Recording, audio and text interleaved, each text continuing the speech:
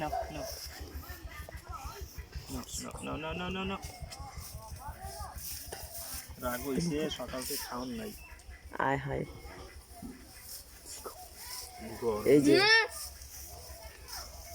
না গরুর বাছুরে কিভাবে ফিডার দিয়ে দুধ খাচ্ছে দেখুন আপনারা, কত সুন্দর একটি বাছুর। এই তুই খা, বুড়া বাছুরে খাইতে চায়, একটু জুম করে দেয় দাও। ওইগুলো ভাই খা আমার।